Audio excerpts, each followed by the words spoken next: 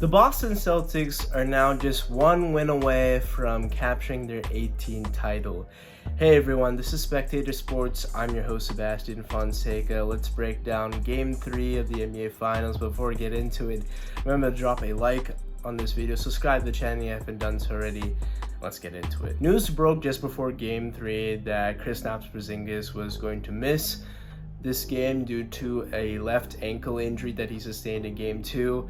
And it's going to be day to day. I'm not even sure if he's going to return to this series. It's just very tricky ankle injury to play through. The mobility to side lateral quickness is definitely eliminated with this type of injury. And definitely the Celtics, I think at this point, don't even need him because they got the most out of him. He basically won you 2 games already in this series. But an opportunity for the Mavs to make this a series because that is just one less player that the Mavs have to worry about guarding. The Mavs came out very strong in that first quarter, just like everyone expected. Kyrie finally got going after struggling for the first 2 games.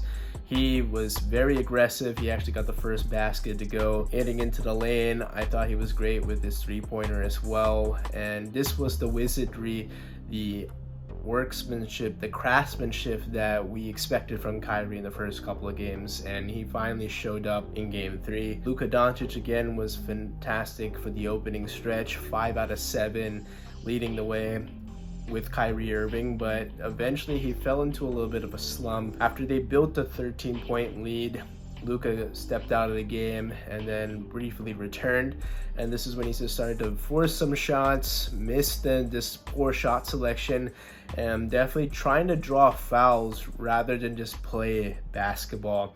And meantime, Jason Tatum, who's also struggled for the first couple of games, also got going with a few 3-pointers, jump shots, and he had his best game of this final series so far, actually playing a lot better. In the first quarter, he outscored his entire first half output in the first couple of games in the first quarter alone with 17 points in the first quarter. After trailing by as much as 13, like I said, the Celtics trimmed it down to 1 after the opening period. And yet again, this felt like Game 2 where the Mavs come out really strong, but the Celtics kind of survived that with a couple of threes. This time it was Sam Hauser. I thought he was excellent. He just has such a quick release.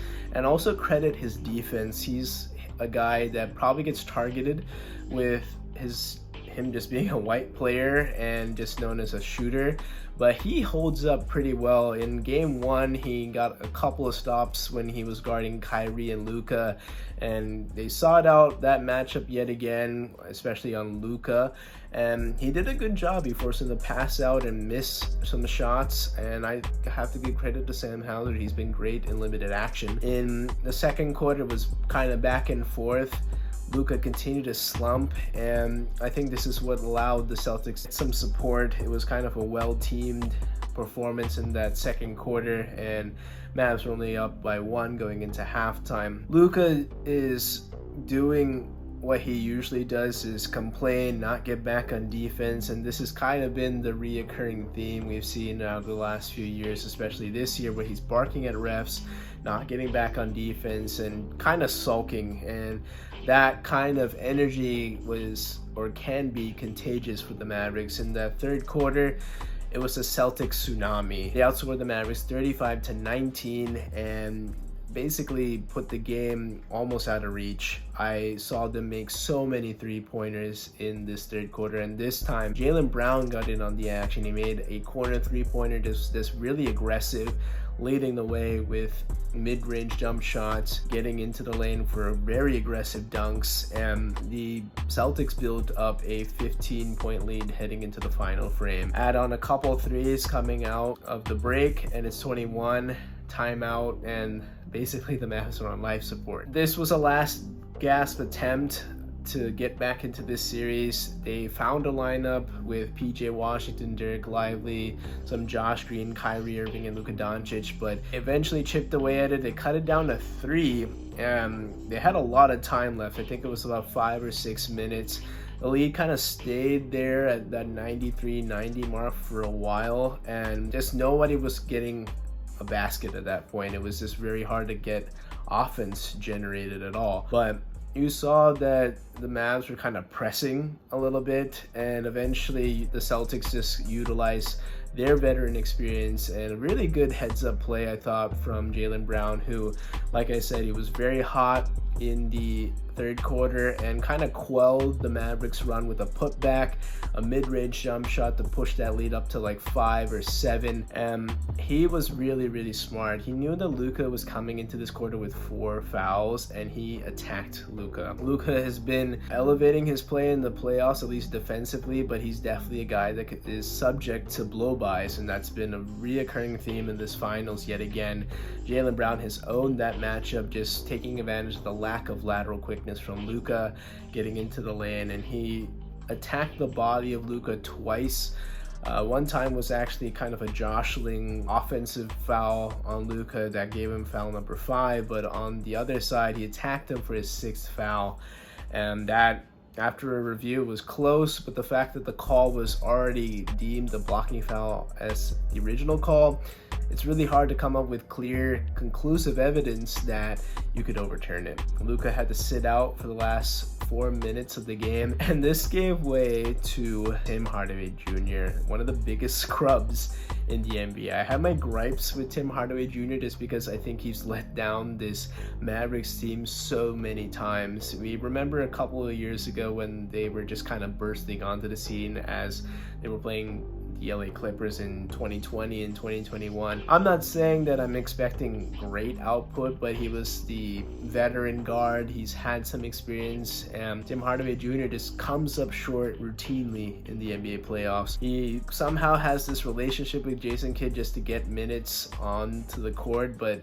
just doesn't provide you anything. He was 0 for 5, a couple of wide open 3-pointers he completely missed, bricked it, and he's just somebody that I don't know why he's on the court. He is absolutely a dumpster fire. You know that when he's on there, he's gonna come up short. And I knew at that point the Mavericks were cooked, because to depend on Tim Hardaway Jr. to take some pressure off of Kyrie Irving for 4 minutes in the NBA Finals game is laughable. And I'll admire Kyrie. He was valiant in his attempt to give the Mavericks a chance. He cut the lead down to 1.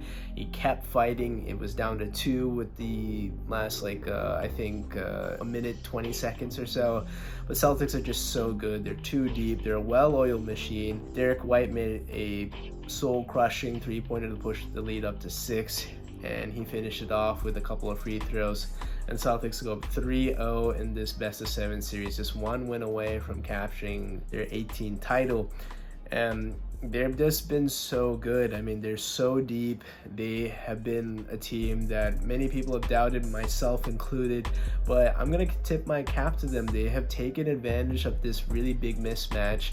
They've forced the Mavericks to go basically 2-on-5, use their 2 biggest shot makers and say, hey, just try to beat us, but we're gonna take away everyone else. And we know we have a very deep team. I mean, shit, their 5-man starting lineup is plenty, but you add in their bench, it's just insult to injury at this point. And like I said, it's a mismatch. You have 5 guys who can shoot typically at all times on the court, and it's just so hard at that point to guard. It's so many times that the ball moves, it swings, just like the 2014 Spurs.